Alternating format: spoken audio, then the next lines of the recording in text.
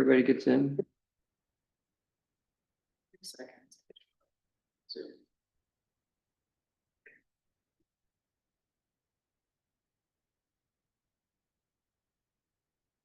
Oh, yes, thank you.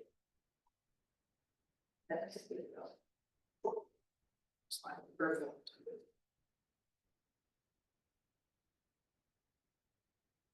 Okay,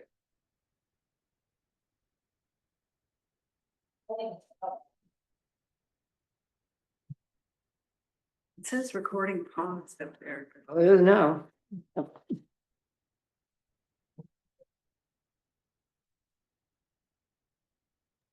Ready. Do you see where it says recording paused? It is not, so that's good. Okay, I should. All right.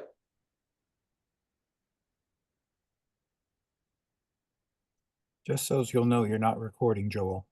I am. Good for you, we're aware. Well, this is actually. Let us do the recording. It's on now. Is it? Okay. Yep.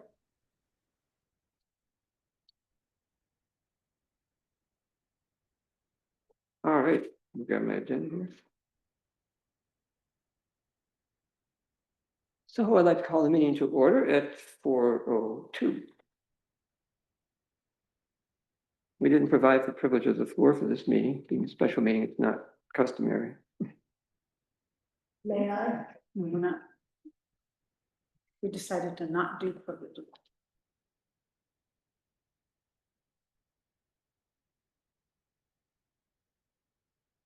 I just want to speak in defense of Joel because I feel responsible for this whole ethical mess. Yeah. And if I need to come to another meeting, I'm coming and I'm saying my piece. And I think it's outrageous. Can you write it down? People say anything. And well, it's just because of what we were supposed to do to begin with, it was just gonna be for vouchers. So that we could pay a bill, so that we didn't get late fees charged. And then this stuff came up, so we need to deal with this and hire people. So that's the reason why we didn't open it up to, but Marnie, write something up and give it to us.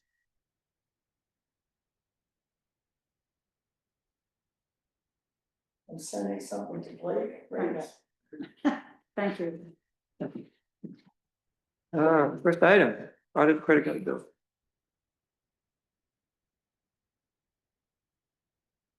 I would like to move the general fund abstract 8, vouchers 139 through 145 for $879.38. So it was on, is that in addition to last time? Was that abstract 8? Yeah, it's abstract 8, so it's not, last time it was 7, so It it's was two 7. abstract. Okay, so it's all by itself. Yeah, abstract. yeah. Second. Any discussion? No, you're none. All right, Honors? Yes. Dylan? Yes. Larkins? Yes. Bruce? Yes. Gagnon? Yes. Thank you. I will get right up there and pay that. I'd like to, wait a minute, to approve the highway fund abstract. Okay. Voucher 57, Is that a special one? it's voucher 57, it's on the same credit card bill. Oh, is There's it? 2, yeah. Oh, So highway abstract 8 for voucher number 57 for $49.97. Second. what was that for? Something for highway. Oh. It was for clutch fan repair. Oh, I remember seeing it. I didn't realize it wasn't, Yeah. we hadn't already included it. Yeah. So the motion been made and seconded. Any discussion? No. Okay, Honors? Yes. Dylan? Yes. Larkins? Yes. Bruce? Yes. Gagnon? yes, Thank you. okay, brings us to the the other items on the agenda, first of which is we ran out of time to deal with at last week's meeting, so added them to the agenda for this meeting. And the first one is to revisit the hiring process for the bookkeeper. in light of what has transpired since the last time we talked about it. Since then, we've gotten the advisory opinion from the Board of Ethics, which I asked for. And it advised that I would have a conflict of interest were I to appoint my tenant as a bookkeeper. So we have motion, Mark, and I'd like to acknowledge Mark's assistance in preparing the motion. It's been very helpful. The first of which is to acknowledge, accept and acknowledge the County Ethics Advisory Board advisory opinion. Do you want me to share those on the screen? You could, would the Zoom audience like to see them? Want to know whether to share them on the screen. I mentioned that before. I wasn't sure what was customary because we didn't really get them out ahead of time. We were just working on them today, so whatever you. Well, okay, so it's not inappropriate to share them at this point, if you put the screen share. Said it's here, but cannot speak. You also have a. Oh, they're not gonna speak. Well, I want to hear what the resolution is. They may be able to see it, but I can't. see Well, you it. can. Right Here, well, I cannot see it, Joel. you can't if you turn around. It'll be on the big screen. I cannot see the screen. Oh. What part of that is incomprehensible? Yeah, we could have made copies for the audience. Yeah,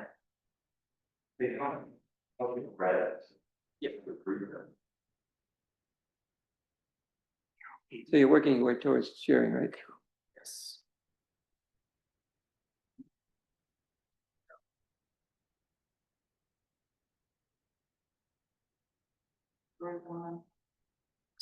Yes. Let's see. Yeah. Thank you. Yep, You can take all that header stuff. so we can read, I suppose. I know.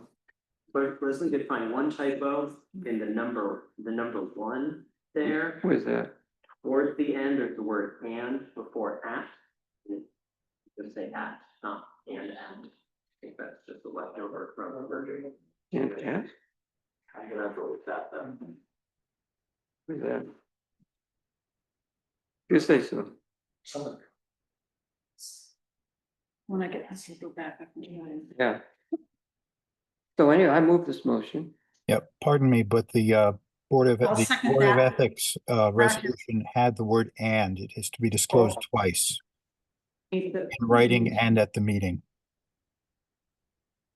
Do you think we should? Could you mute? Can we mute everybody so we? You bet. I don't know, can we? You should be able to. The Board of Ethics does have the and. Yeah. Yeah. Oh, well, Well, we could correct their typo. No, I don't think it's a typo. Actual, it's very conflict of interest in writing and at the next public meeting, Right. so that, and Hmm. they're not heard. On the board was already- Okay, so undo the undo. Okay. Okay. The called for, the disclosure and apparent conflict of interest, I sent for the record, a statement to the board, which isn't, because there's no correspondence associated with this meeting, will be with the correspondence of the next meeting, I presume. Yep. Acknowledging the conflict, and the opinion and agreeing to abide by its conclusions. Okay, so this one would set forth why we got to where we are and now what we're going to do about it, which is to accept the acknowledged receipt of the opinion and acknowledges that these were the recommendations of the advisory board, and thanking the County Board of Ethics, especially Iris Packman, for the review. Any discussion? Did it get seconded? And Bob seconded it. I'll second. I seconded it. Oh, The original version thanked them for their timely and thorough review, but I remember back, if it wasn't that timely, it wasn't that thorough, Right. but we are thanking for their review. Yeah. Anything else to say? No. Okay, so the vote. Right. Over to my other sheet.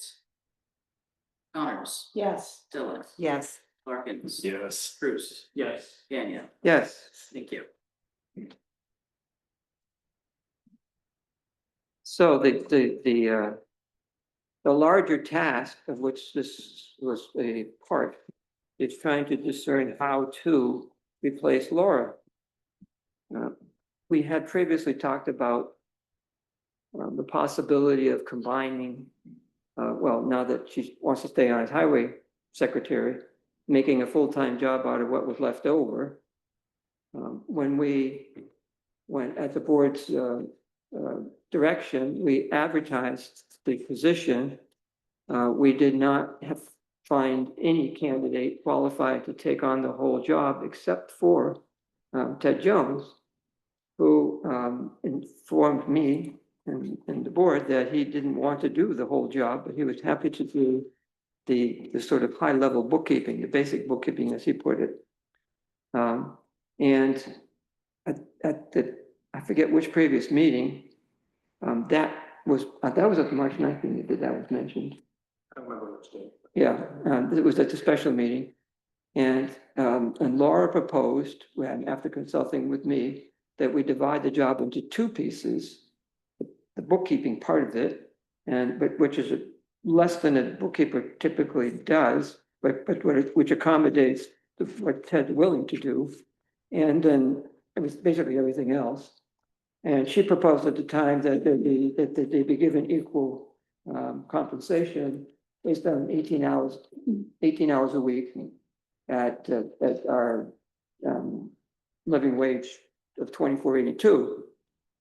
And it was on that basis that I offered Ted the job.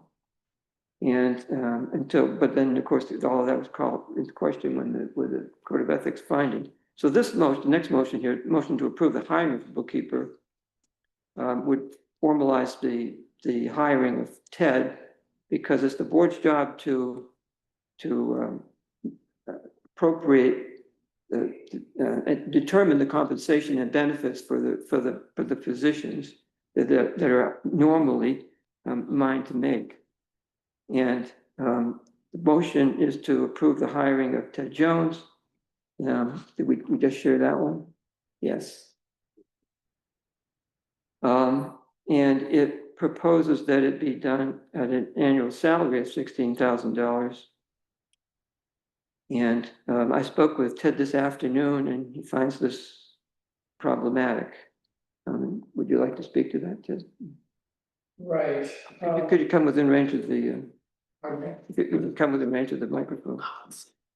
Here,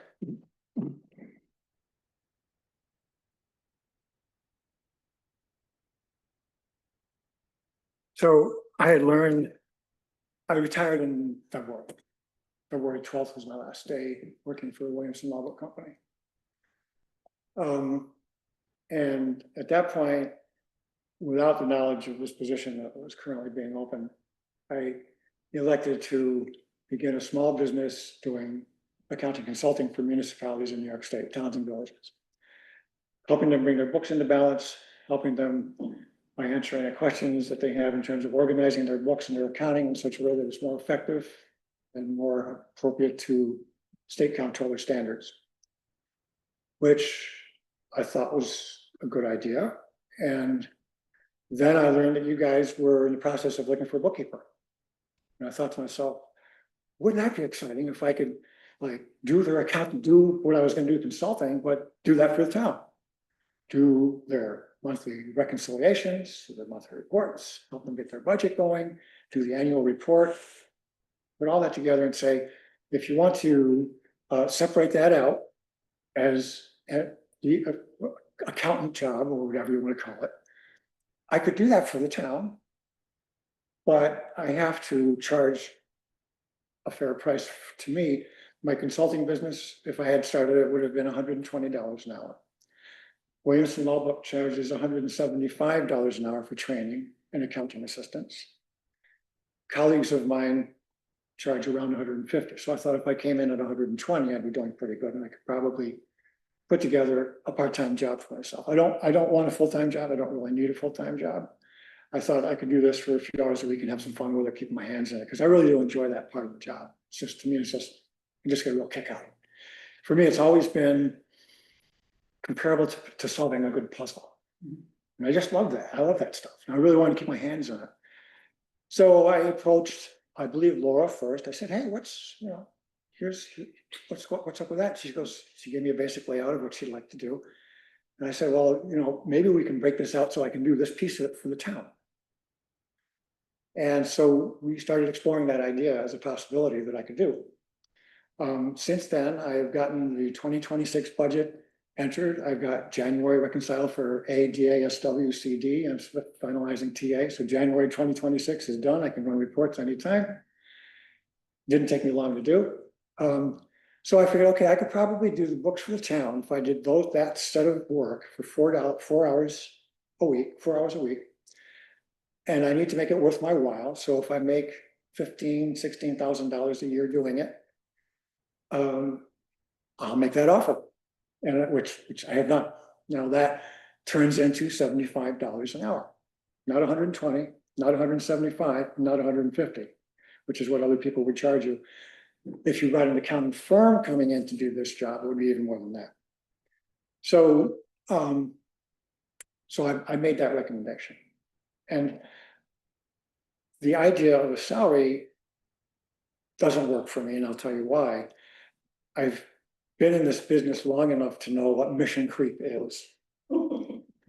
And trust me, this is not what I had in mind. I want to have a nice little thing I can do that I do really, really well as a retiree. And I can do it for $15,600 a year, whatever that turns into, which is $75 an hour. Now, that may not work for many reasons. If it doesn't, I have a counter proposal for you. It sounds as though there's a possibility that this position, the bookkeeping position, will be reopened at some point to reconsider more applicants. You could hire someone who, and you're not going to find somebody with skill sets. It's a problem in the state to find somebody who knows New York State municipal accounting and knows it well, who will work for a small amount of money. So I would say, here's another possibility: hire somebody at whatever you hire them at. Hopefully, good with numbers. They don't have to be accountants, but they have to be good with numbers, and they have to know how to use Excel. And hire me to train them for $75 an hour. I will train a bookkeeper to do the basic functions of keeping the books for the town. And I will guarantee you they will be good bookkeepers when I'm done. They won't know everything about it because that takes years. When I started doing books here, how many years ago? It took me 2 years to become proficient, to be able to answer the hard questions.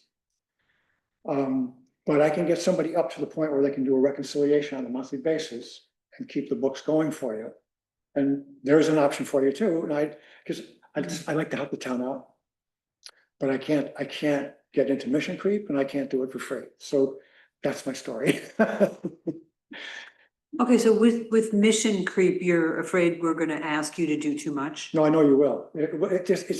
Even in the best intended situation, it always happens. Okay, so but you're telling us you can do this work, and I have a little Sure, yeah. tablet here. I this think work that's probably for 4 hours a week. average. I see. Okay, because what will happen is most of the work is done starting in July when they prepare your tentative budget. Right. Okay, I get your tentative budget out. I have it returned by department heads. I prepare that. Then I prepare the preliminary budget for budget workshops. Then I begin attending budget workshops as needed to help you go. And I also will do all the trend lines. So you can see, well, where is 1440.10 going? Where is this account going? What are we trending on? What were the big expenses that we take out of these numbers so we can have a better trend? So I put that together for you as part of this 4 hours a week. But it's at the tail end of the year, starting in July. In November, you're going to approve the budget. Then the real work starts. I close the year. I do the annual report. Yeah. Okay. And start the new year. Okay. Enter the 2027 budget once it's been adopted after the public meeting, it's been adopted. So that I expect that I can do for 4 hours a week. average, okay? Now, there will be weeks where I just don't do anything except deposits. Because I need to build hours in towards the end of the year.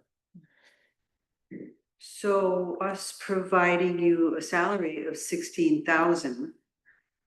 How is that, if you're gonna average 4 hours a week? And you want the $75 an hour, how is that $16,000 problematic? Terribly problematic because of mission creep. It's inevitable. This is why it's so important to me that, I mean, I don't like to be firm on that, but now if you want to negotiate hourly rates, we can talk about that. I'm willing to move a little bit on that. But in terms of salary, it won't happen. I'd rather train you a really good bookkeeper. Much rather do that. And then have you got somebody. Marcus. I totally get it because I've worked as a freelancer before, so I get mission creep. My question is, if, like, what would be different? Wouldn't we be asking you the same questions if we were paying you hourly, and wouldn't you still have to tell us, no, that's outside of my scope? Like, what I really mean is there a way we can assure you that you can say, that's outside the scope of our agreed job, and we will figure it out the same way we would if we were paying you hourly? I suppose that's possible, but it puts me in a uncomfortable position. Of, no, I can't do that. I'd rather not. And I guess what you're saying is, if you were charging hourly, you wouldn't ever have to do that. It would be our Well- job to not ask you more than 4 hours. Well, you would give some thought to what you were asking me. I mean, if you need me to do additional work at $75 an hour, we can do that. We can talk about that, and I won't be opposed to that idea. Here's a package. I can do it for 15,600 a year. And if you want to work outside of that, where you need to negotiate with the union, or you need me to train somebody to do some aspect, well, that would fall outside of that. And we'd have to say, well, what line do we want to take that from? Right. Okay, so it provides a level of discipline to people who are wanting my time. And truly, this is what makes it worth it for me. Outside of that, I'm here to help you guys out getting somebody. I'm just trying to, I feel like what you're suggesting and what we're suggesting is so close that it almost feels the same. And I just feel like, what could we do to just make it work? Like one thing I'm thinking of, and again, because I've been in this situation, I've had clients when I was a freelancer say, I've told clients, you only can have one point of contact. One person is the person who compiles questions and asks them, and that person is the gatekeeper. So what if, for example, we said questions to the bookkeeper all go through the accounting clerk? And so if we have questions, we send them to the accounting clerk, and that person is sort of responsible for gatekeeping your time. Would that make it easier for you to like enforce that boundary, which I get? Compromise is so important. I really appreciate where you're coming with that. Yeah. The further compromise would be, we could try it. But I don't want a bunch of disappointed board members who don't like Ted anymore because he turned around and left us, because, I want to be on good terms with everybody, as best as possible. So I'd be willing to give that a try. The gatekeeper idea is great. Well, it's good to be a creative solution. It is, compromise is important, but you have to be ready for me to say, hey, whoa, this isn't working for me. I think it's good for everybody to get used to hearing no. Your gatekeeper idea is brilliant. I love that. Laura, I spoke with Laura about this as well, and she said, well, why don't we just make it $75 an hour up to $16,000 a year? That defeats the purpose. I think that's a good, creative idea. But then what? Well, yeah, but then what is it? The same thing that with under Mark, if you find that mission creep is expanding it beyond what we and you project, then we have to revisit it. It's like, let's try it out and see how it goes. But if it can't be constrained to what you say it's going to be, then we'll have to deal with it. okay, this puts the board in a position where they may need to go through a hiring process again at some point in the future. Okay, I have a question about that. If we were to go with the option to have you train someone, those responsibilities that we've carved out for you, Mhm. how many hours a week do you think someone new to the position would? well, there's a learning curve, of course, Sure, and that takes time. And Plus there'll be the- a lot of questions for me, right, plus. but the basic bookkeeping, the way the town books are set up, and they haven't changed that much in all the years. A person could probably do this job, that job. Well, the budgeting is a little bit trickier. Yes, it Of is. course, and the annual report is even trickier. You might want to set that aside as a separate line item. But the general bookkeeping and the transferring of funds to at the bank from your high interest savings account into your checking account to cover the cost of the abstracts and ancillary expenses and payroll. If I get the bank statements from KeyBank on the third day of the month or the fourth day, whenever they become available, and I sit down and I have all of my receipts, I have all of my abstracts, everything's smooth, all of my transfers, I can sit down in one sitting and do the books in 4 hours. But that's me, And you know, so multiply that by 3. it's never, it's never that. Well, Some- I closed January in that amount of time, Okay, cool, okay, very good. or less, maybe a little, and this was me with a completely brand new set of books and bank statements.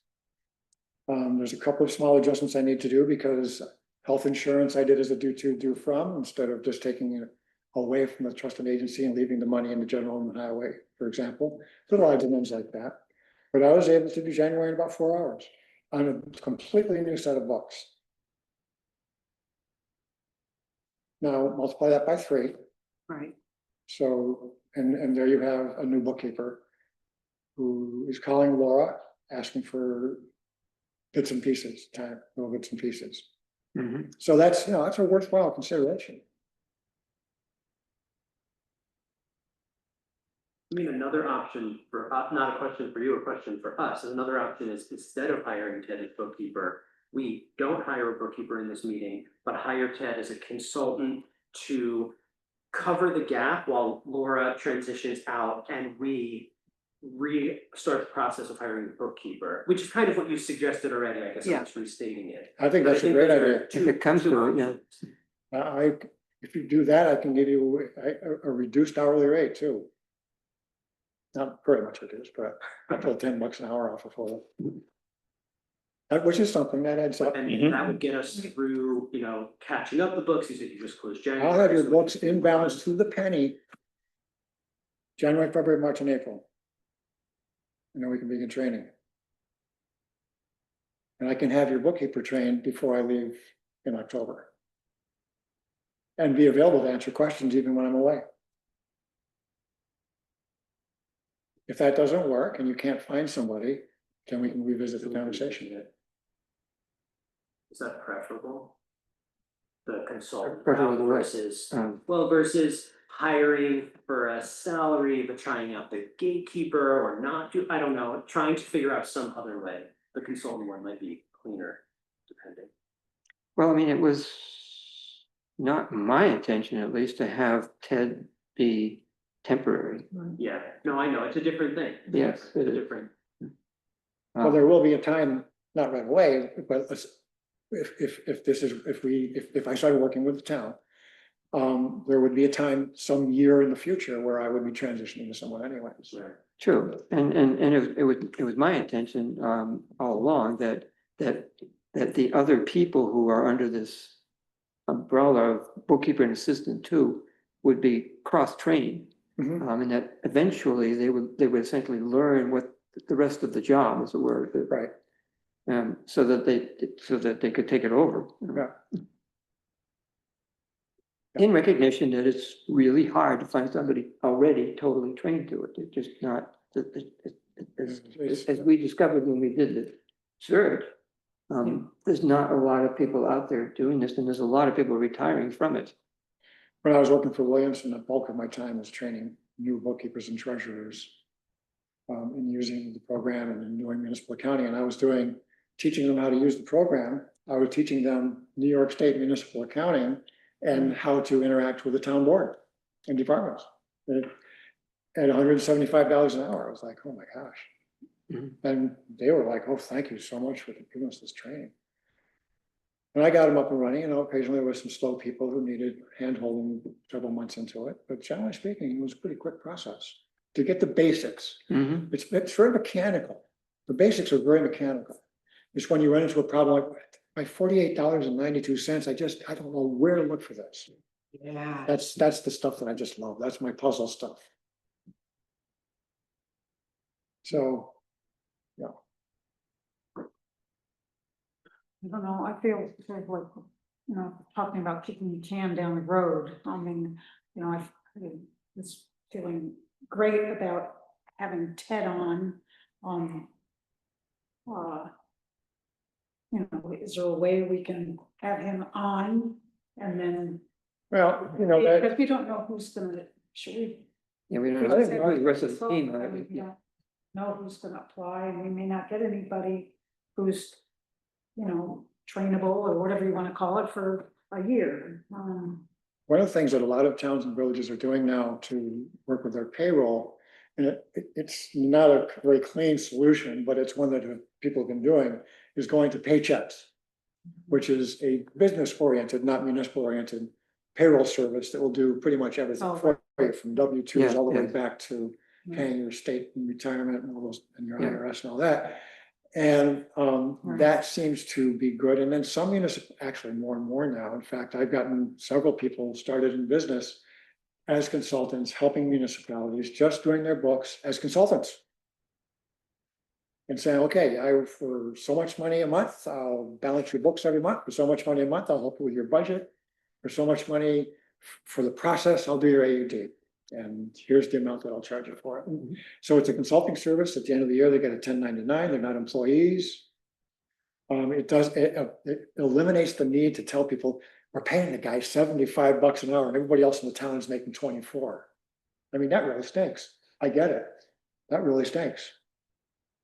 But if you hire me as a consultant, wow, that goes away. Completely goes away. Well, not everybody else in town is working at $25 an hour either. Right, so it's to tell people $75 an hour, what's this guy, some kind of magician? It's like, I get it, that's not easy. Well, that's where the annual salary Yeah. obscures how much obscures it. people are making an hour, because it depends how many hours they put in. There's projections, but I like Mark's idea, I'm willing to work with that. There will be a gatekeeper who will call me or text me or email me and say, here's what I need to do. And copy Laura, because I think Laura is still gonna be a player in this for a while now. yes, exactly. I don't know at what capacity, but it's important that she be here because she has that historical knowledge that is so important to the town. And we could speak to that, when we go on to So the next between one, but- Laura and myself, we can help that gate person move forward and learn, because every time I talk to them on the phone and teach them something, they've just learned something as the town's consultant. Mhm.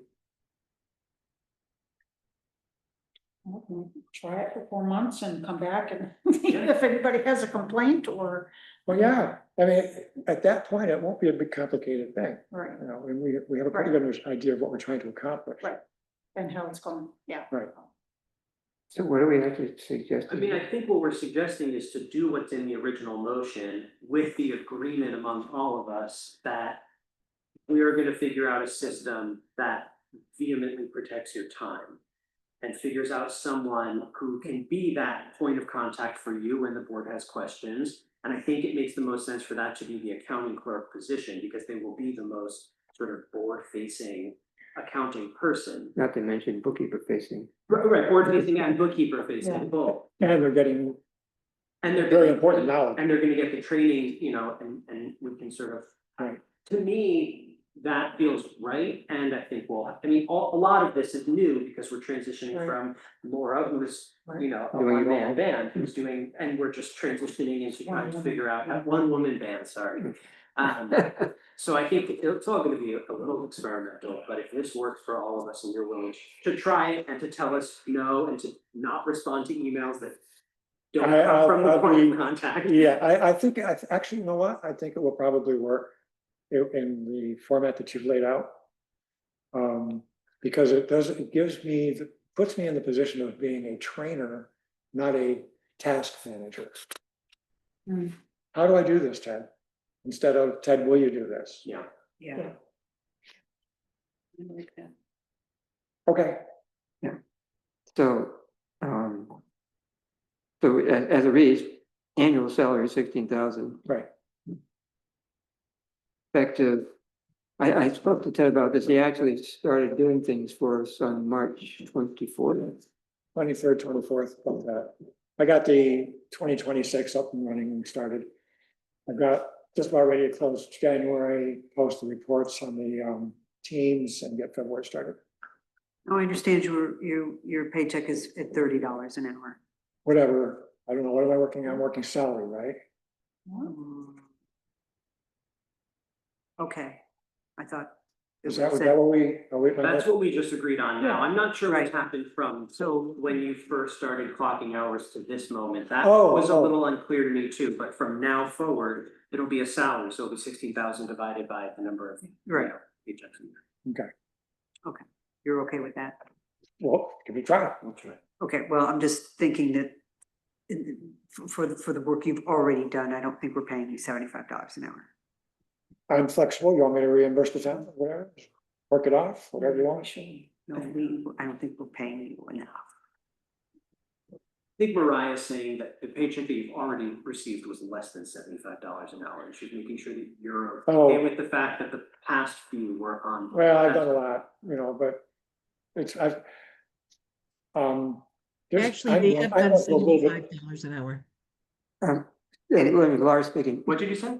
Yes, they have been for $75 an hour. Oh, okay. That was my understanding, that was what you were asking, and that this had been figured out, your 4 hours a week for, Yeah, no, you're right. you're at Okay. about $16,000. So that's why we put that in there. It was 15,675. There's just been a miscommunication, I think, in the process and where everything is. So, yeah, so I have been paying, you have been making that in the last 2 projects. Yes. Yep. Okay, so effective, what, April 1st or? Sure. Yeah, that's fine with me. Or I don't know if it can be backdated in terms of filling in that blank, is that what you're trying to figure out? Yeah. Sure, yeah. Then you can do it, go first. Close enough, or What was that? The appointment begins at what? Oh, yeah. I'm sorry, I didn't quite. effective date. That's why I was asking, when you actually start doing things. Oh, okay, for April. For the salary. That's Yeah. fine. April 1st. So we'll put in April 1st into the motion that we're considering. Now, Julia has proven to be a very astute administrator. And I think she's going to serve you well as being a gatekeeper, Oh, yeah. as well as Laura, who will be a little more different, but still be around. So, and I'm not available, it's just like. Now, we'll get into this shortly, but. He's gonna change his phone number as soon as he leaves. Laura, there's the bookkeeping part of it, the keeping of the books. And then there's all the rest of the stuff, Yeah. which Ted doesn't have any particular, ability to train somebody to, because it's not something he's been doing. And Laura needs to do that anyway. Yeah. Okay. And she's willing to do it and until the end of May at least, and then perhaps on a consultancy basis afterwards in an hourly compensation. So can I patent a motion? Yeah, I want to move the motion to approve the hiring of bookkeeper. I'll second that. I sit down.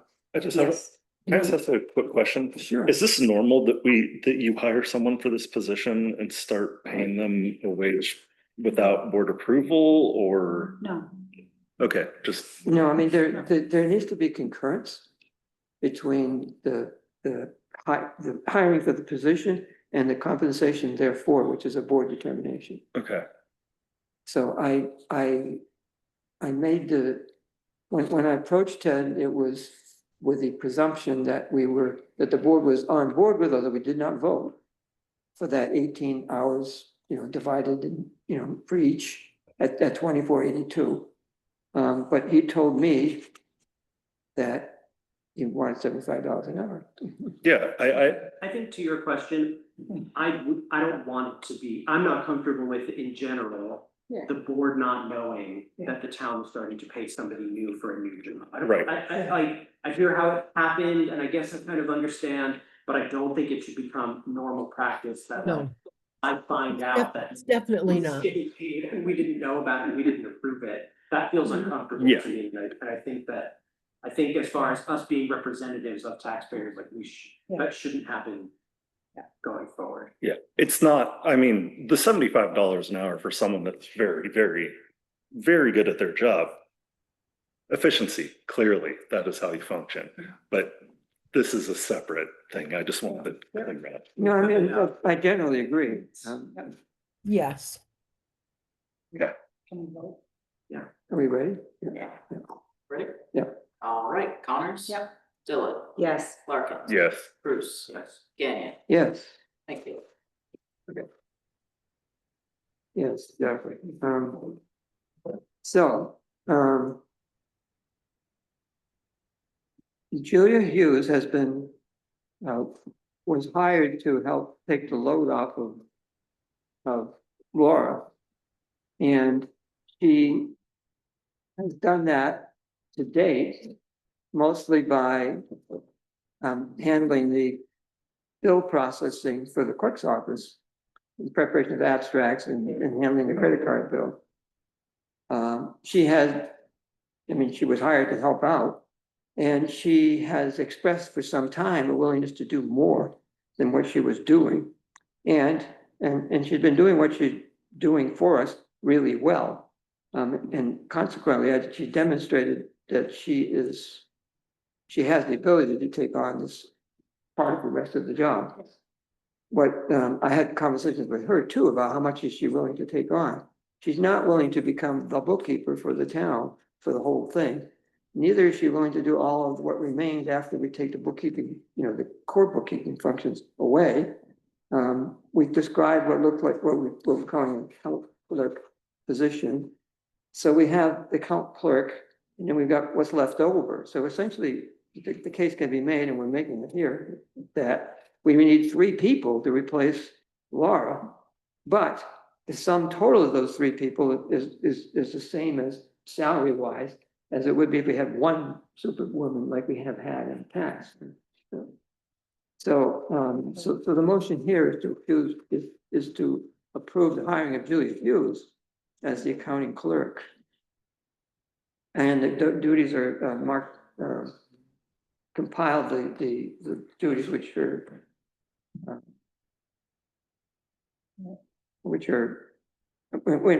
include continuing on. Is that your question? Some of them, and then Yeah. My question was more to do with, I don't know if was she initially hired to provide assistance to the bookkeeper? no, it's also the clerk's office. Yeah. Because it was both. Oh, Yeah, it was a shared thing. yeah, Yeah. because abstracts and documents, and this is something that, Yeah. falls into the clerk's office technically. Right. and Right. Under that aspect. And that's the way it's been administered as well. Yes, Yeah. She was also in her scope of work was the expectation that she would provide support to code, Yeah, which she did a little bit of, but not as much as as I would have liked anyway. And nor as much as she was willing to do. So, which is part of the reason why she was saying, I'm willing to do more over here. And that, of course, that discussion will come up in the second item on the agenda, number 3. But, so we have divided the rest of the job, that which is not Ted, into 2 pieces. The first of which is in a motion to appoint Julia as the accounting clerk. And that reflects both well, that reflects mostly her expressed willingness of Right. what to do. I move that we appoint Julia as account clerk. Second, Any discussion about that? Or No, just see the just to motion? clarify, just make sure you got the answer. She was hired to do both work for the town clerk and work for the supervisor, and that is essentially continuing. She will continue to do some things for the town clerk and do more for the supervisor. We're calling it one position because Yes, we're just trying to make it sane instead of like, well, expanding this much, and this much, but it's, so she will be Yeah. still reporting under two sort of school Yes. structures. and actually to that same extent, she has formerly and previously and continuously, having her in the office during tax season was an absolute life changer. When Mariah was clerk, I was that third person in the office. We need that third person in the office. Yeah. So I would ask that you just keep that in mind, that December, we're gonna want Julia back in the office in January to help with taxes again. Yeah, and this whole thing has been a puzzle solving process for me and by extension for us. In that we're trying to figure out, how to meet our needs and position a staff to meet. So did anybody second that? yes. Yeah, Mark, Yes. Okay, And just to clarify, Leslie, the motion that you moved was the one that is on screen right now. yes, No, cool. Right. All right. Can I just mention something? We have to be very careful about what we label these jobs. that's Right, exactly. right. Yeah, I can tell you that Julia is up there right now, and I was taking some time today to read it. And I'm sure other municipalities have had this same thing. When I look at, she's up there as a part-time typist. Okay, Mhm, good part-time purpose. typist is a non-competitive class. It is a person who will sit there and maybe go through some things, enter information, enter vouchers. It's pretty broad that you can fit in through civil service that someone into that position title. And I looked it through there. It's also has to do with entering payroll information, putting in payroll information, printing of checks, a lot of those other kinds of things, which is what she's going to be doing.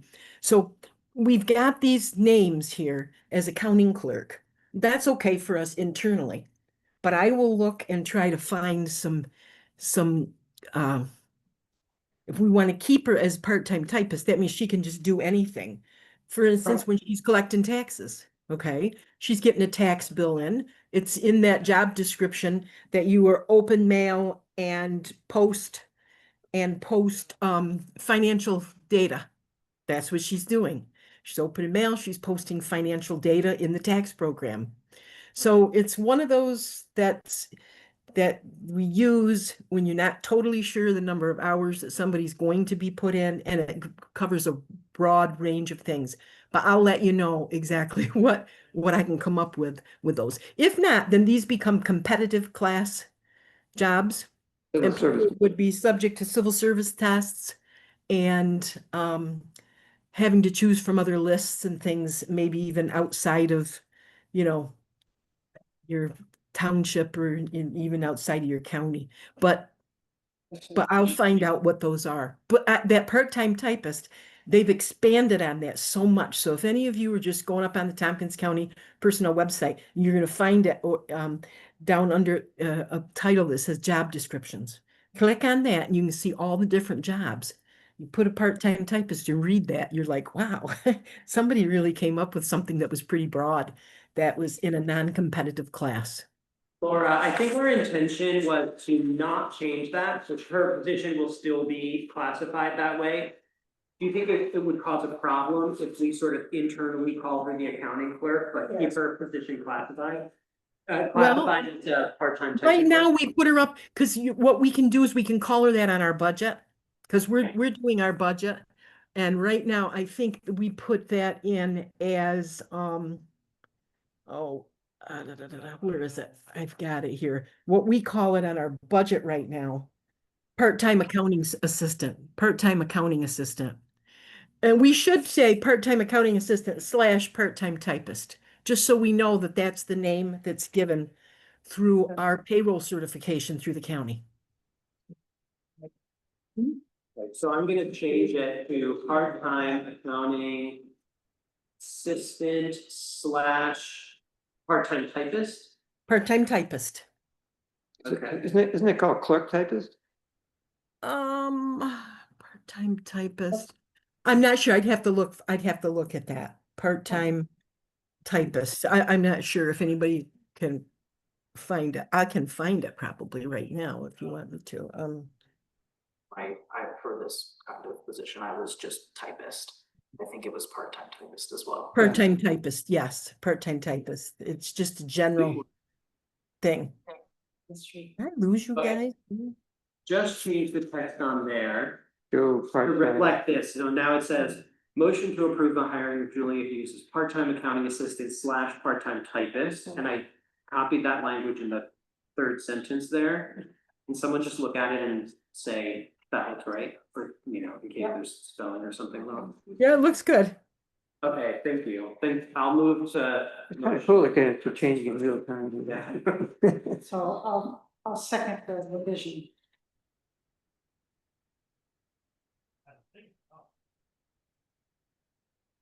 Mhm. Okay, any further discussion? Okay, Oh, I had one quick note about that, sorry, so when, I came to the board in February, I think. I had going to training where they were like, hey, the person doing your tax, like helping out with taxes should be deputized, so I asked you guys to deputize, make sure that she's deputized. So it's actually not any sort of different pay, she's not actually paid more or less, she's not paid differently for doing tax part-time, like helping out clerk's office for tax season. She just needs to be deputized for that. There's no additional pay that comes with that inherent unless you guys set a different salary for that. But just to let you know that you guys just set the duties of what Julia does in my office, and then that's that. There's no actual thing other than a legal check marks, basically. Mhm. Maybe at our next meeting, we should talk about Julia's connection to the clerk's office and what the duties are there. This is confusing, yeah. it is indeed a puzzle, Yeah. but we're making it, we're starting to fill in the pieces. What we do. Right? Connors, Yes. Phillips, Yes. Larkins, Yes. Bruce, Yes. Gagnon, Yes, thank you. okay, but then there's what's left over. From what was from those two pieces, which is mostly under the category of assistant to the supervisor. And it too is a laundry list, but we made a good start on it with between Laura's list and Mark's. In mine addition, and then since we put this together, I've already thought of a couple of the things that we can put on it. Which maybe should have been moved into the accounting clerk part, because I already asked Julia whether she would be interested in being the credit card admin. But that could come back to being something like assistant to the supervisor. And also the health insurance administrator too. But they've got this catch-all with the assistant to the supervisor, where, you know, it's, and anything else, you know, that there's time for. Well, also the HR, wouldn't this encompass the HR duties? It could, yeah. The Yes. HR has been, it sort of came to Laura over time, but it has also been with the clerk in the past. So it's not necessarily. But It seems to me that we over time, that's what it's going. need someone to handle the HR, Mhm. workers' comp, insurance, W-2s, that sort of thing. I think what we're Posting of jobs, doing things like, I'm sorry, is that okay that I spoke up? I don't want to interrupt. Yes, it is, because I didn't I wanna actually interrupt. asked Laura today, to take a look at the list and see what we might have missed that we Insurance. should be on it. We've wanted to price shop insurance a little bit more. And we kind of get that started maybe in September or October. Price shop insurance, go to different companies and see what kind of rates we can get. Somebody to work with the workers' compensation, if we have workers' compensation claims to turn in. And do all of that. Somebody to work with disability. If an employee goes out on disability, there's a whole bunch of paperwork and a whole bunch of things associated with that. Health insurance consortium meetings, New York State retirement, and dealing with the New York State retirement system and all those things that are involved with that. These are all things that other person can do. If you want an analysis, a lot of times I do things like, well, I just put my nose into everything, so I'm sorry. I'm just here all the time, and I hear you guys talking, and I think, okay, let me get some ideas about this. Let me put some numbers together to throw at you to see what you'd think about that, just to try to give ideas and stuff like that. There's times you want an analysis of certain things, and it could be a person that you could go to for that. I have no problem with them calling me to find out some history of how things go and stuff like that. It's just that I guess that's when Joel says the word and everything else. Yeah. There's a lot of everything else. And sometimes it's hard to identify what the everything else is because it could change day to day. And you know, as you know, too, Blake, sitting in there, you never know what's going to come at you from day to day. So I think for right now, we're proposing that all that sits under assistant to the supervisor. yes, yes. And then maybe over time, we'll figure out if we want to move some of those responsibilities to the town clerk's office. Yeah. I be looking up the document that has the positions. Mhm. Okay. You're right. Sorry, I wasn't sure. What's that? I should have, Well, the sheet that has the positions, which is what I'm looking at right here. Yeah, that. Or this one? Yeah, so the role that we're talking about is the third one. Mm-hmm, mm-hmm. Now, the W-2s come right off the payroll program, so, but you know, the person doing the payroll would you just go in there and hit some keys and your W-2s come off.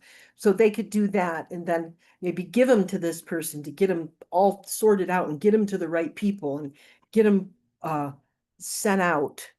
Looking at 1099s, filling out other 1099 reports, remittance reports.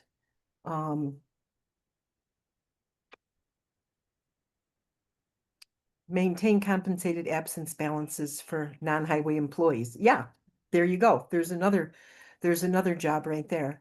Health insurance consortium meetings, calculating the solar credits, preparing the quarterly reports to the federal and state governments. I don't know if you want your bookkeeper to do that, but it could go either way. Additional tasks. I don't bookkeeper, that would mean Ted. I mean your accounting assistant. Yeah. Additional task is the direction of the supervisor. Yeah. You know, guys, I took the budget of numbers for the amounts that are there in the budget to handle these three kind of positions that you have here. And that total comes up in 2026 at $56,607. So if we were looking at the different hours that you kind of were coming up with, if we said for Ted, $16,000, which is sounding reasonable to him, and it looks like that's going to be Julia right now works on average right now, a little over 15 hours a week with what she does. Okay, Julia will not do a payroll every week. She does it every other week. There's some certain things that she'll do every other week. If we put her in there for 20 hours, so Julia's position, we could go for 25,800. And that assistant to the supervisor, which I saw something, I think, Mark, it was an email from you, anywhere from 5 to 11 or 12 hours a week, which sounds reasonable because like you say, there's not going to be something coming up every day or every week, but there are different projects, different things that happen. And that would put them at, and I'm using 2482 or 2486, whichever, and that comes up to 14,753, which add those three figures up, that's the 56,607. So that division of those hours maybe is something you could start with these positions if you can find that third person. And you'd be within those budget constraints. I have to say, I think we've added a little bit to Julia being in the gatekeeper role. Yeah. So, so I appreciate those calculations. And being that it's April, you know, maybe there's. And some we may find she does have to work more than 20 hours a week. And then towards the end of the year, we can take a look at that. Where's that falling in there? And you guys might want to make a budget transfer. And by the time you do the budget for the next year, for 2027, you'll have a pretty good idea what to budget in there based on how much time it's taken her to do all of these kinds of things. We can find that average.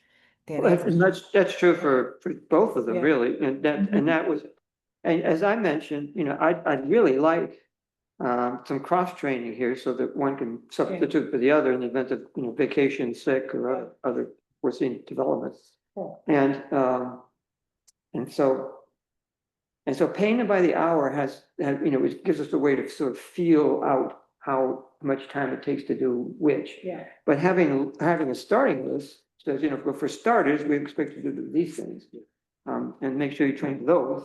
Yeah. And then there's the other stuff, but so stuff that you show up here, like the dealing with the ARPA, that we have to put a report for by the end of April. That Laura's going to do, but that's somebody's job, and it's not basic bookkeeping, so it's in there someplace. So I wanna, just to start the conversation, I wanna move the next motion, which is the motion to establish the ad hoc hiring committee for this assistant to the supervisor position, including the responsibilities that we just outlined. That's a starting point. I'll second that.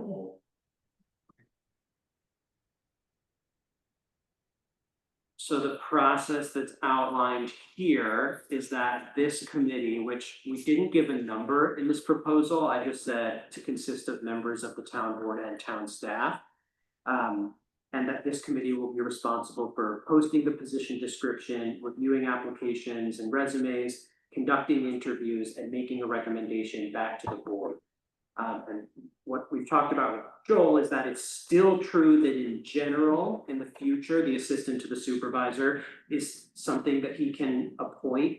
And we don't need to go through this process in the future, but right now we're implementing this process specifically because of the conflicts of interest, and we want to follow what the Board of Ethics recommended. So we're going to do that this time, and in the future, we'll go back to what the process had been, although hopefully sort of with some increased transparency and making sure that the board knows what's going on. And maybe with more board involvement, because it's not averse to help with this. Yeah. Okay. So any discussion with this? Okay. Right, Connors. Yes. Dylan. Yes. Larkins. Yes. Bruce. Yes. Daniel. Yes. And so I don't have anything drafted for this, but I do think the next thing we should do is appoint people to that. Populate the committee. Yeah. I volunteer. For volunteers. I had some discussions with Mark, and also with Laura, and also with Ted, and even with Leslie, about who should be on this committee.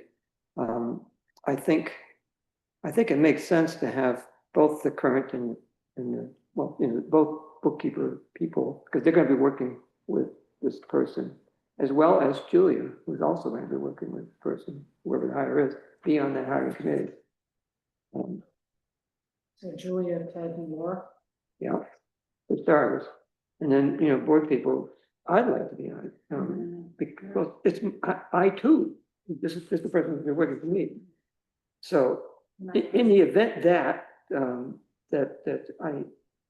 conflict of interest manifests, in that my tenant applies for the position, which I don't know whether she will or not, I would step off the committee and it would operate independently of me. But absent that, I really think I ought to be part of it. But if you really don't think I should be there, then that it will come down to am I willing to accept the recommendation of the committee? Because that ultimately, who gets hired is my call. Yeah, I think we should do that this time. I think that would be the cleanest and the most direct following of what the recommendations would be for you not to be on the board, for not to be on this committee, and then we are just following it to the letter And it also doesn't have to be, like, you could also just trust that a committee of all these people are gonna find a good candidate and, you know. And you have that ultimate option of not accepting if they put someone forward that you don't want, so you still have that level of control, the person is your assistant. And the most important thing is that we get along with each other. Yeah, I think that this, you know, the cleanest thing, so that sort of even the appearance of a conflict of interest would be for you not to be on it, and the committee proceeds to find someone and hire, and then we're just removing opportunities for, at the worst, for people to criticize that there was a continued conflict. Mhm. Not that that's the only reason to do something, but not. It's a good reason. Okay, So we have Julia, Ted, Laura, Mariah. I do think there should be a second board member, probably. I don't think it has to be, it doesn't have to be 4 people, it's a lot. I don't think it needs to be bigger than, you feel okay, Mariah, if you were the only board member on there? I can, sure, if I can do it. Be the alternate. I'd be happy to have Leslie be part of the group. Okay. Or you. Yeah, I'm open to it, but I don't feel like. Yeah, the problem with having 3 on, then we have a board majority. We should follow up on that. I said something about that to Guy and he said, that is a complete misunderstanding of the open meetings law. It's not true. But I don't want to go a tangent now, but we should follow up. We on can that. figure out that later. Yeah, but you know, particularly this matter, we're dealing with a hiring process that need not be in public. Right, so it sounds like we have 5 people with 2 board members. Okay, well, I move that. Sorry, wait, If we- who's, where's Mariah, Ted Jones, Julia Hughes, Laura Shawley, Leslie. You just kick me. I did, but it was by accident. I wasn't trying to play footsie. Did you see what he did? He was sick to me. I'm not allowed to talk. It's killing me. Good girl. Civil service is my specialty. Just the smoke was. It is. Any discussion? It's counting this for 4 hours. It's counting You guys this are for 4 causing a hours. disruption. What is he saying? The motion has not been seconded yet. I'll It second. hasn't? Now I asked Mariah, so I figured it out.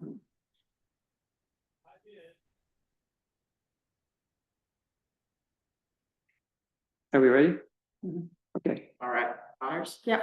Dylan? Yes. Larkins? Yes. Bruce? Yes. Daniel? yes. Thank you. Can I ask a quick question before we move on? Because I'm sitting here with email responses from the ethics board and the pack that we just were handed out. It doesn't matter. I mean, it does because I have this question, but in this, it says that you're supposed to recuse yourself from the hiring process of the bookkeeper. And from the ethics committee, a different response says that Becky's involved. It's different. What?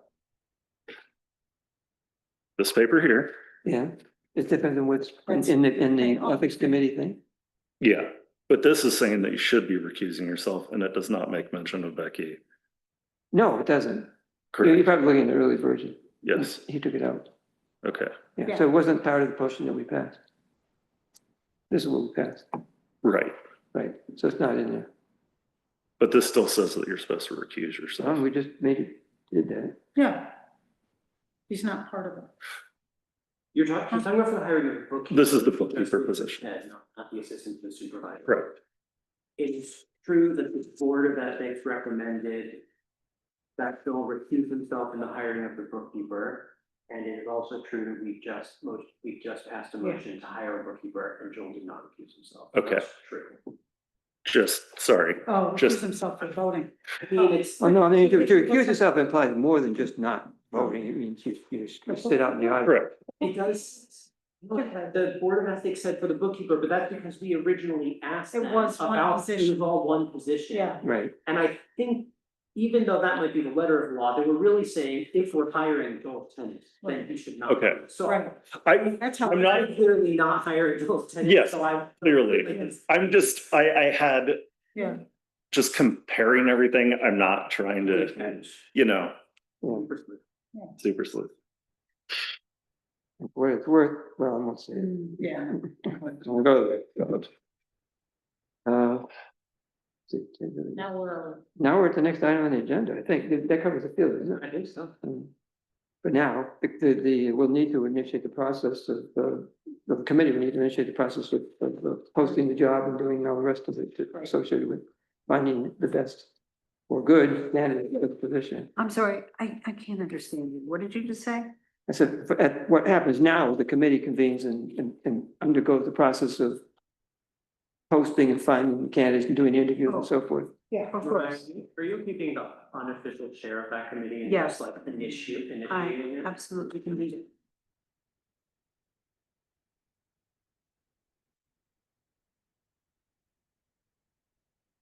Games. All right, next item, the code discussion. I put this on the agenda because we have 3 new board members. And we had a board, the board is the supervisory and directing body for several town employees. There are employees under the supervisor, there are employees under the clerk, and then there's just basically everybody else, which includes the planner and includes the code officer. And the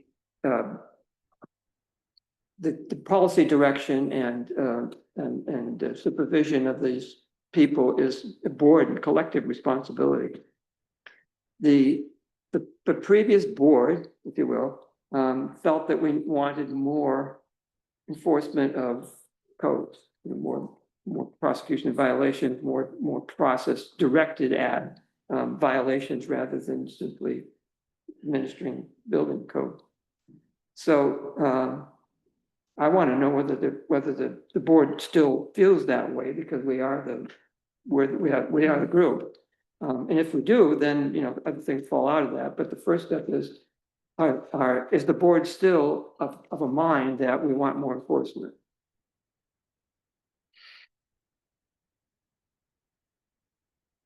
So there was a map with the derelict properties. Yeah, well, there were several actions taken by the previous board, one of which was to create a list of derelict properties. This was in cooperation with Steve, who worked with us to put the list together, but there was a list of derelict properties, and there were a list of properties with property maintenance issues, basically, trash and stuff. And how are we doing on that list? Well, that's the next question, but, Leslie's got it. oh, yeah, you got it, okay. There was, well, you want to speak to it?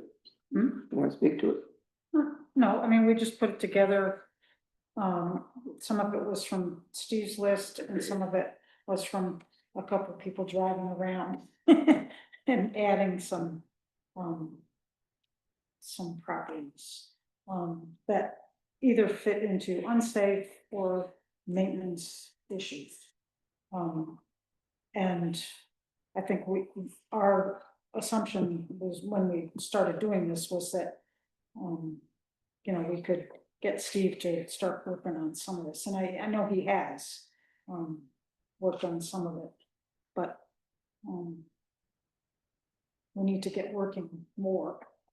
We need to start addressing. Well, do we? That's the question. I mean, how do you new board members feel about the level of enforcement that we currently have? I mean, there were our two retiring board members thought that it was, much more effort was warranted.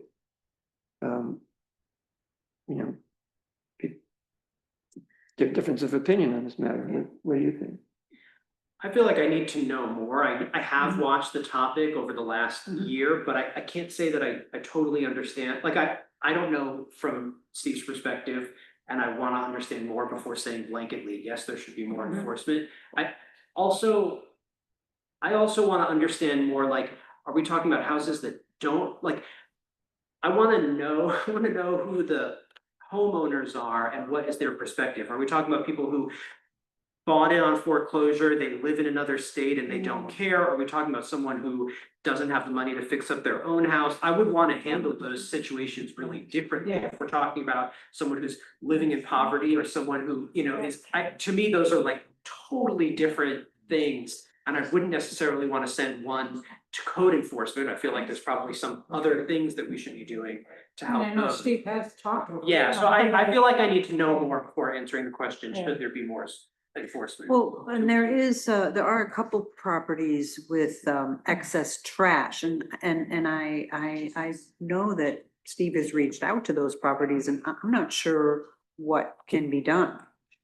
I don't know, do we start fining people? I don't, I'm afraid I also need. Well, there's policies, there's a policy for unsafe buildings and there's a policy for maintenance of property.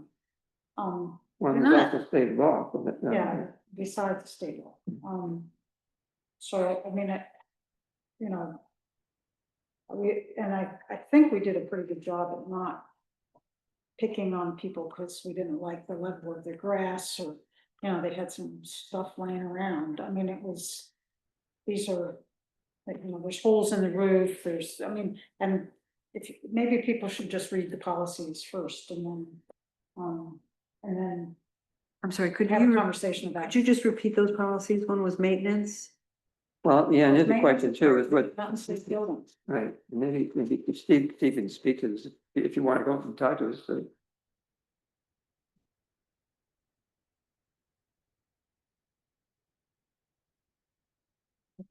He's so excited. yeah, sure.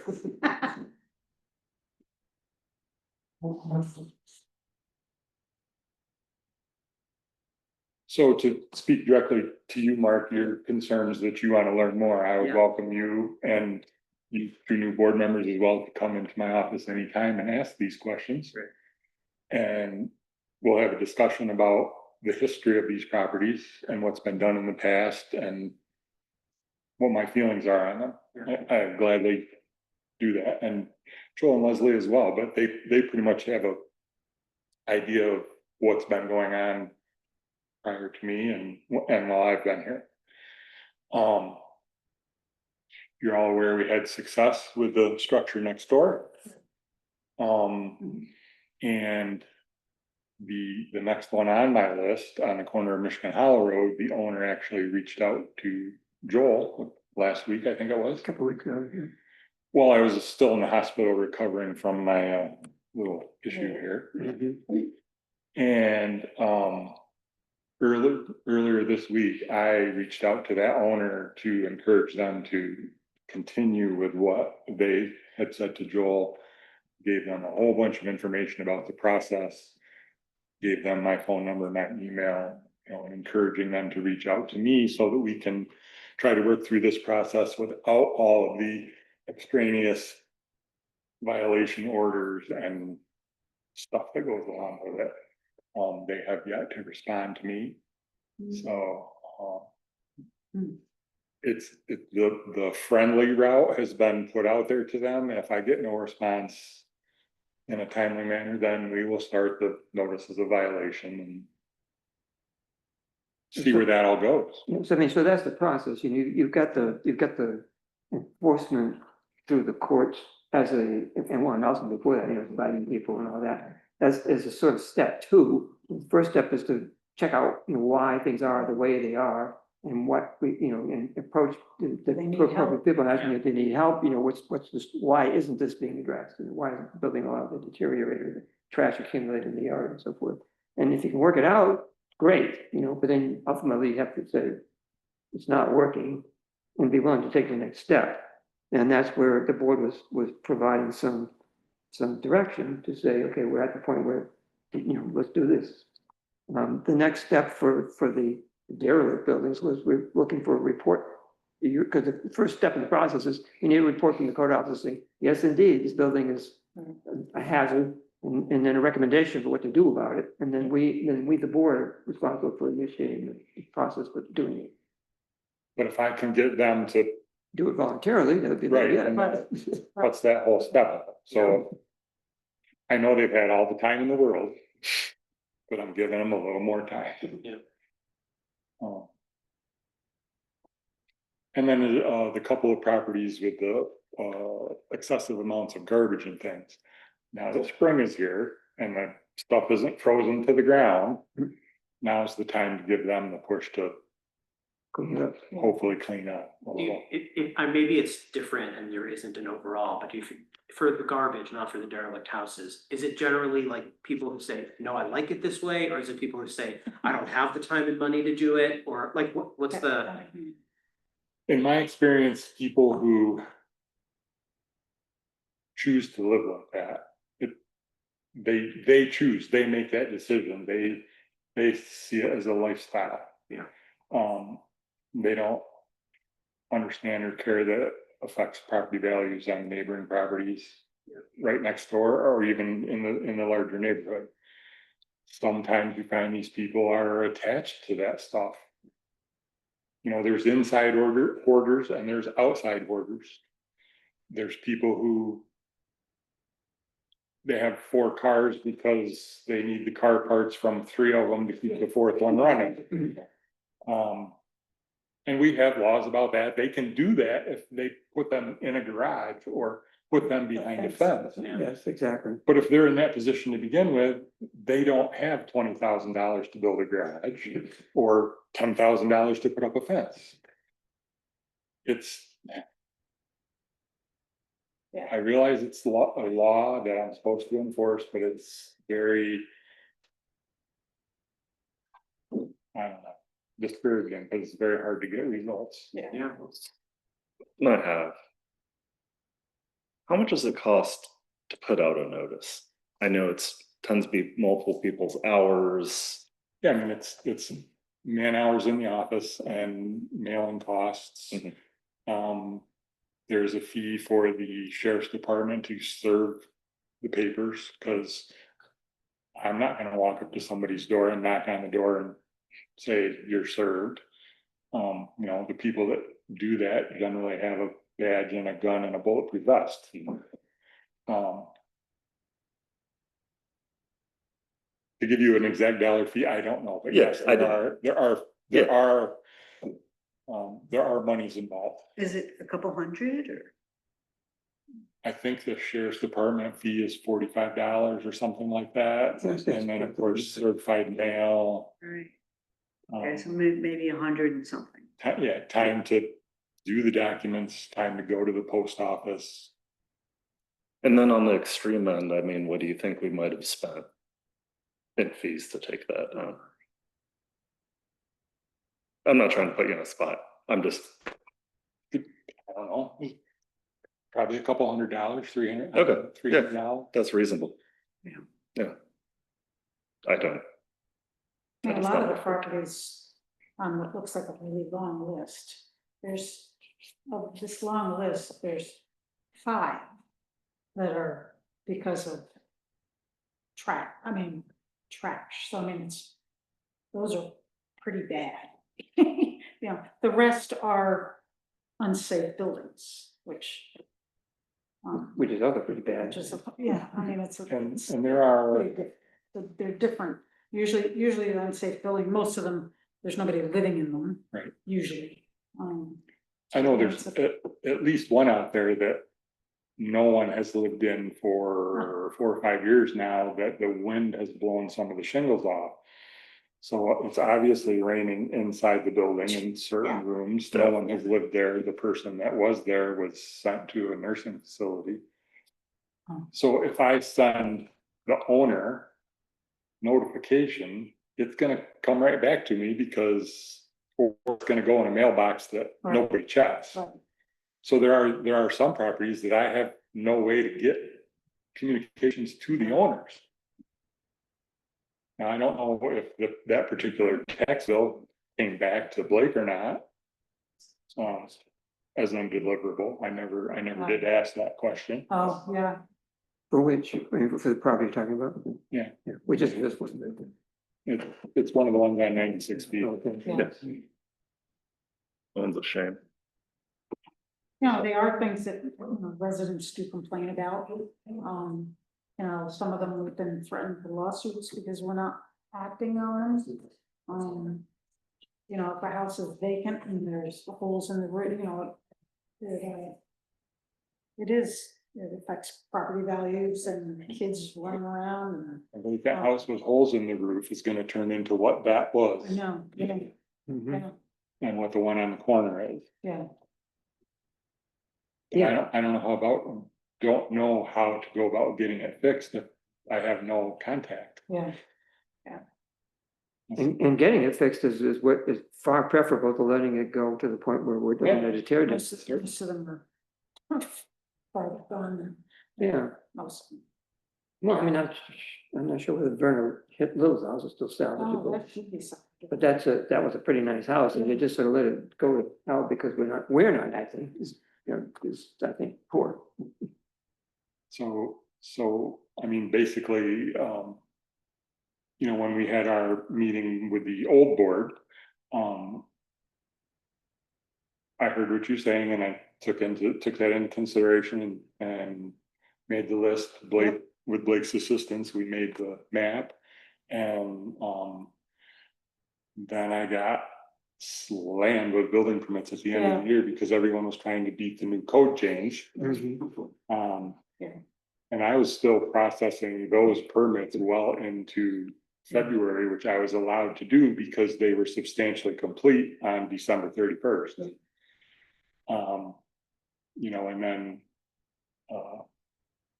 started thinking about acting on some of these other things, and then I go to the hospital. Yeah.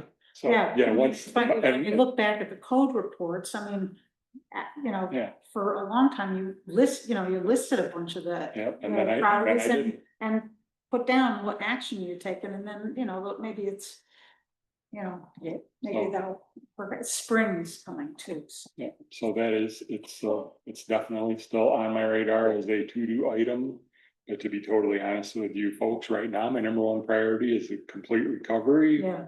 Yeah, but I appreciated the list, you know, when you had it listed on your reports, your monthly reports. But it was nice seeing that there. You'd say either, you know, nothing done or letter sent or spoke with somebody, and Steve's really good. There was one property on South Danby Road that nobody lives in. You don't even notice it. And, you know, it was like, what is that? You know, oh, it's a house. But the person, Steve contacted the person, and the person has trouble. There's issues, so nobody's harassing, and maybe, you know, we can offer some help somehow.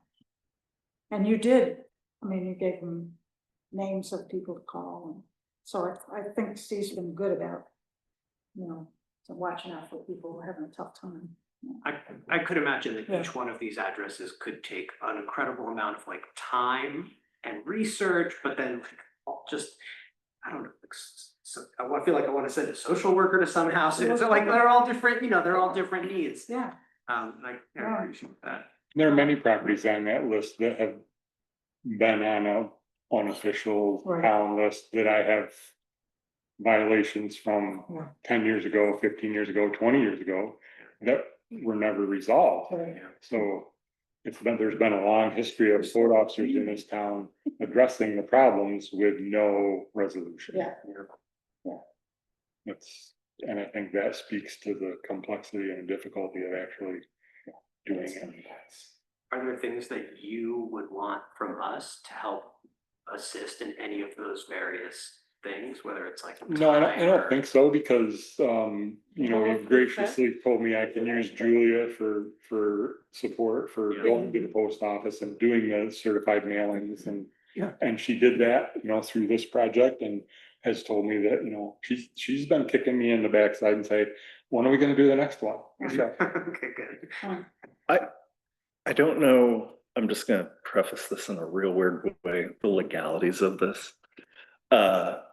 But if you needed help tracking down a next of kin to a property owner, if you're having a problem finding that property owner, I would be more than willing to help do that.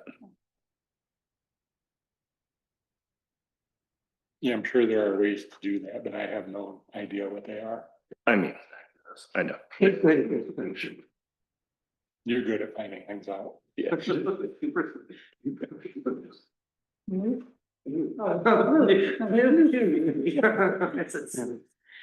From my perspective, what I like to see is gradual progress. So we may not get there overnight, but if we can point to, we're doing a little bit more, a little bit more, a little bit more, and we're following up, and we ask people to do things, and if they don't do it, then we follow up, and it doesn't just fall by the wayside, because we're busy doing other stuff, but it means prioritizing it to the point of saying, well, at least some of the time, we're gonna be doing that as well as all the other stuff. I agree. I think it would be nice to see the list in your report, in your monthly report, and I would encourage you to spend $100 in a month and send people, that Well, have the none of sheriff show up. Yeah. I mean, I know not, obviously not at the houses where there's nobody living, but there are some houses that do generate a lot of complaints with the trash. Yeah. Did you say you wanted to see the list? Is that? Only that, it used to be in the report, I think, and I apologize. What's being done? Yeah, what, nothing's been done or something's been done, letters been written. Yeah, it's got a category in the report that says, on this issue of enforcement, here's the steps I've taken in the last month. Yeah. Which I was doing and then Yeah. fell off and Yeah. we'll pick that back up. Okay, good. Good. Okay, Very good. thanks, Steve. Thank you. Extra protein, that's what they told me. Yes. Extra protein. Yeah, eat a lot of protein. Chicken wings. Shouldn't be a problem since my wife raises beef cows, so. That's all it's gonna do. Yeah. So thank you all for coming. The meeting is adjourned. Marty, you're unmuted, go. Be careful this little Yeah. regardless, I was the civil service unit. Civil service unit. Yeah. So there's a hospital in Yeah, there. you can. There's a woman there, and she's. Yeah. Yeah, what's it? No, you need to- Do it, competitive class, right? Hey, Yeah. everyone. But she needs help. We fixed it. Yeah, but can. Yeah. Can she? Are you, Oh, yeah. you know where Rita still lives? Oh, yeah. Would you be able to give this to her? Or Alex Rimby? No, I don't know Alex. I guess he lives next door or right there. Don't know. Well, it's just because either I'm gonna contact Alex. He's contractor? Yeah, Yeah. either I would contact him and say, come up to the town hall and pick it up. Or if you're able to just drop it at Rita's house on your way back home, that would also work. But if you don't want that task, it's okay. I'll just tell. Right. Are we still in a meeting right now? No, it's good. I can't shut it down. It says Why it's should you recording. turn it down? Oh. I just got it here. They didn't have a